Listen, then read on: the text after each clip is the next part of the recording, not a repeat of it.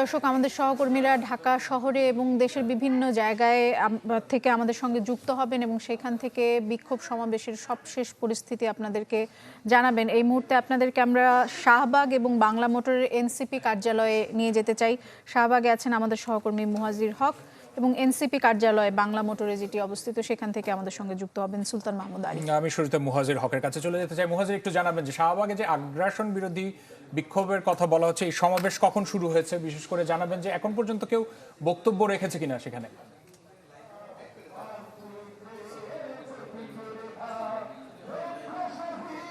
রাশেদ, যেমনটি বলছিলেন, আমরা কিন্তু এখন দেখতে পাচ্ছি যে শাহবাগে ডাকসু নেতা যারা রয়েছেন তাদের উপস্থিত, ছাত্র সংগঠনগুলো রয়েছে জায়গায় একেবারে বিরাজমান, একেবারে স্পষ্ট, এবং হাদিকে নিয়ে গাওয়া হচ্ছে গান, হাদিকে নিয়ে দেওয়া হচ্ছে স্লোগান, এবং ভারতীয় আগ্রাসনের বিরুদ্ধে যে মানুষটা কথা বলে গেছেন সেই মানুষটাকে নিয়ে আসলে সকাল থেকেই কিন্তু আমরা দেখেছি এই শাহবাগ মোড়ে সবাই জড়ো হয়েছেন, এবং এখন এই শাহবাগ পুরো একটা জনসমুদ্রে পরিণত হয়েছে রাশেদ। এবং আমি এই অনেকক্ষণ ধরে এখানে দেখছিলাম, এখানে সব পথের মানুষের একটা মিলন মেলা আমরা দেখেছি, এবং যারা রয়েছেন তারা কিন্তু সবাই বলছেন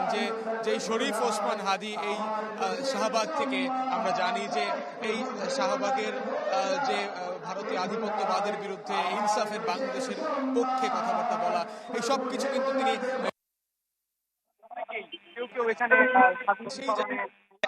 হাদির স্মরণে অনেকেই কেউ এখানে হাদির স্মরণে এই শাহবাগের মোড়টাকে শহীদ শরীফ ওসমান হাদি চত্বর হিসেবে অনেকেই ঘোষণা দিয়েছেন। এবং আপনি জানেন যে আজ সকাল থেকেই, কালকে আমরা যখন হাদির এই মৃত্যু সংবাদ ছড়িয়ে পড়ে এর পরপরই কিন্তু আমরা দেখেছি এই শাহবাগে কিন্তু একটা মিলন মেলায় পরিণত হয়, খুবই উত্তাল হয়ে পড়ে, পুরো গোটা দেশ যেমন খুব উত্তাল হয়ে পড়ে, এবং তার একেবারে কেন্দ্রবিন্দু যেন ছিল এই শাহবাগ, এবং সেই জায়গা থেকে সবাই একেবারে তার স্বরাষ্ট্র উপদেষ্টার ব্যর্থতার দায় নিয়ে তাকে পদত্যাগের কথা বলছেন। এবং আমরা সবার কণ্ঠে কিন্তু এই স্লোগানটা দেখছি যে সরকারের তরফ থেকে রাষ্ট্রের যে জুলাই অভ্যুত্থানের সম্মুখ সারির যোদ্ধাদের নিরাপত্তার কথা বারবার হয়, সেই জায়গা থেকে যে শরীফ ওসমান হাদি জুলাই অভ্যুত্থানের সম্মুখ সারির যোদ্ধাদের নিরাপত্তার কথা বলে আসতেন, সেই শরীফ ওসমান হাদি আমাদের ছেড়ে চলে গেলেন। এবং এমন একটা বাস্তবতায় তারা কিন্তু সবাই বলছেন যে তারা স্লোগান দিচ্ছেন, আমরা সবাই হাদি হব, যুগে যুগে লড়ে যাব। এবং রাশেদ, আপনি জানেন যে ইনকিলাব মঞ্চ তারা কালচারাল ফ্যাসিজমের বিরুদ্ধে তারা আসলে লড়াই করবার একটা স্লোগান দিতেন, লড়াই করবার আওয়াজ দিতেন, এবং তাদের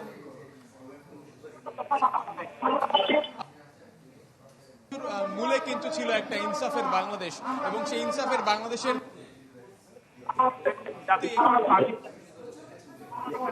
পরিষদের রাশেদ থেকে শুরু করে ডাকসু ভিপি সাদিক কায়েম সবাই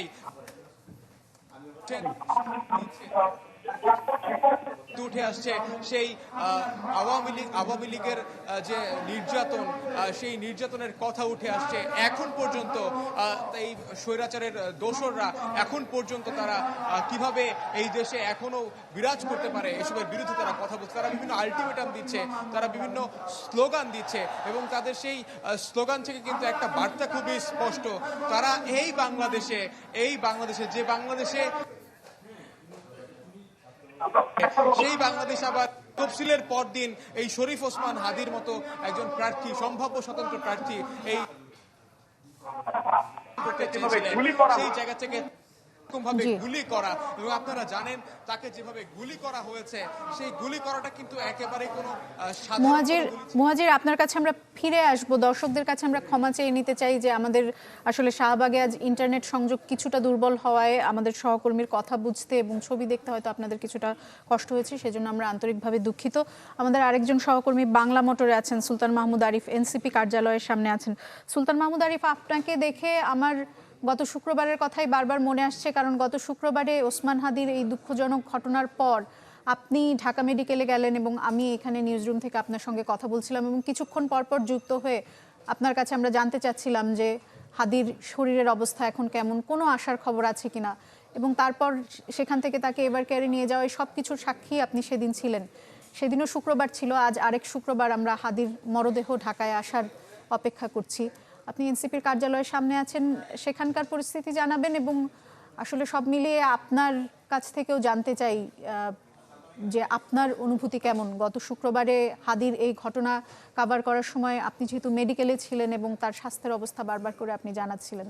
আজ হাদির মরদেহ আমাদের মাঝে আসবে। গত 12 ডিসেম্বর ওসমান হাদিকে গুলি করা হয় এবং আজকে এক সপ্তাহের ব্যবধানে এবং আজকে গতকালকে তিনি নিহত হন। সব মিলিয়ে বলা যায় যে এক শুক্রবারে তিনি গুলিবিদ্ধ হলেও মূলত আরেক শুক্রবারে তিনি দিবাগত রাতে তিনি দুনিয়া থেকে বিদায় নেন এবং এরই প্রেক্ষিতে তার যে রাজনৈতিক সহযাত্রী যারা রয়েছেন এবং তার যে বিশ্ববিদ্যালয়ের যাদের সাথে তিনি পড়াশোনা করছেন তারা রয়েছেন, সবারই এক ধরনের আসলে বেদনা বিধুর একটি পরিস্থিতি এবং যার প্রেক্ষিতে আজকে সারা দেশেই যে বিক্ষোভ মিছিল এবং বিক্ষোভ সমাবেশ এবং ছোট ছোট করে বিভিন্ন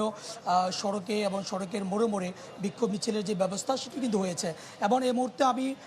রাজধানীর বাংলা মোটর এনসিপির কার্যালয়ে রয়েছে এবং গণ অভ্যুত্থানের মধ্য দিয়ে যে রাজনৈতিক দলের সূচনা হয়েছে সেই রাজনৈতিক দলও কিন্তু গতকাল রাতে আমরা দেখেছি এনসিপির নেতৃবৃন্দ যারা আছেন তারা সারা রাতব্যাপী তারা সড়কে ছিলেন এবং রাস্তায় ছিলেন এবং বিভিন্ন ধরনের তারা দাবি দাওয়া উপস্থাপন করেছেন। বিশেষ করে এনসিপি সহ রাজনৈতিক দল এবং সাধারণ মানুষ যারা রয়েছেন তারা দুঃখ প্রকাশ করছেন এবং পাশাপাশি তারা বলছেন যে এই হত্যার সাথে যারা জড়িত, অর্থাৎ 12 তারিখে ওসমান হাদিকে যারা প্রকাশ্যে দিনের আলোতে গুলি করে হত্যা করেছে তারা দেশ থেকে পালিয়ে যাওয়া কিংবা তাদেরকে এখন পর্যন্ত আইনের আওতায় না আনার পিছনে যে প্রশাসনের ব্যর্থতা, সেই ব্যর্থতা দায় স্বীকার করে স্বরাষ্ট্র উপদেষ্টাকে অনতিবিলম্বে যেন পদত্যাগ গ্রহণ করে, তিনি যেন পদত্যাগ করে সে দাবি কিন্তু রাজনৈতিক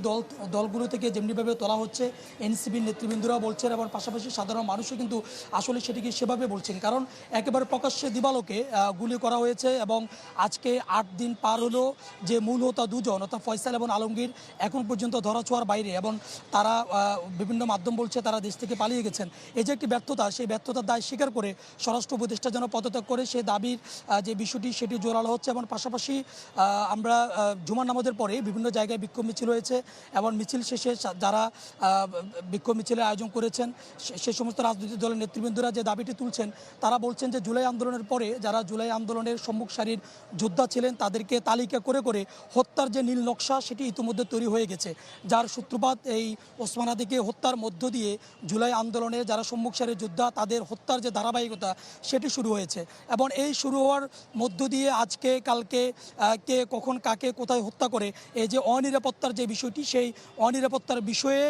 বিষয়টি চূড়ান্ত বিবেচনা নিয়ে যেন জুলাই আন্দোলনের সম্মুখ সারির যারা ছিলেন তাদের যেন যানমালের নিরাপত্তার ব্যবস্থা সরকার করে সেই দাবি কিন্তু তাদের পক্ষ থেকে তোলা হয়েছে। এবং আপনারা জানেন এরই প্রেক্ষিতে আজকে দেশব্যাপী দেশের বিভিন্ন জায়গায় যে বিক্ষোভ মিছিল সেই বিক্ষোভ মিছিল করা হচ্ছে এবং সব দল মত নির্বিশেষে সবাই কিন্তু একত্রিত হয়েছেন এবং সবারই এই একটাই দাবি যেন এই হত্যার সাথে যারা জড়িত তাদেরকে যেন অনতিবিলম্বে গ্রেপ্তার করে আইনের আওতায় আনা হয় এবং তারা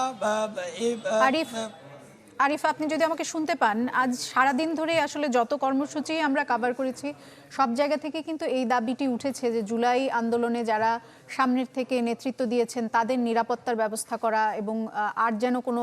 জানমালের ক্ষয়ক্ষতি না হয় সেটির ব্যবস্থা করা। এবং নাহিদ ইসলাম কিন্তু একটি ফেসবুক স্ট্যাটাসে তিনি বলেছেন যে আজ জুমার নামাজের পর যে কোনো কর্মসূচিতে যেন সর্বোচ্চ সতর্কতা অবলম্বন করা হয় এবং তিনি বলেছেন যে গতকাল যারা ভাঙচুর এবং নাশকতা করেছে তারা আসলে জুলাই বিরোধী শক্তি। এই বিষয়ে এনসিপির থেকে আর কোনো বক্তব্য পেয়েছেন কিনা এবং এনসিপির কার্যালয়ে আলাদা করে কোনো নিরাপত্তা ব্যবস্থা বা নিরাপত্তা বাহিনীর উপস্থিতি আপনার চোখে পড়ছে কিনা? সামনে প্রশাসনের একটু জোরালো প্রশাসন রয়েছে এবং পুলিশ রয়েছে এবং এছাড়া এনসিপির যে বিকাল 4টে নাগাদ একটি বিক্ষোভ মিছিল শুরু হওয়ার কথা সেটি এখনও শুরু হয়নি, তবে নেতৃবৃন্দ আছেন। আমরা কিছুক্ষণ আগে দেখেছি এনসিপির যে আক্তার হোসেন তিনি তাদের কার্যালয়ের ভিতরে প্রবেশ করেছেন অথবা সেখান থেকে বের হয়ে তিনি কথা বলবেন এবং আপনি যেমনটি বলছিলেন যে ওসমান হাদি কিন্তু বিভিন্ন সময় তিনি বিভিন্ন মাধ্যমে তিনি বক্তব্য রেখেছেন এবং আমরা তার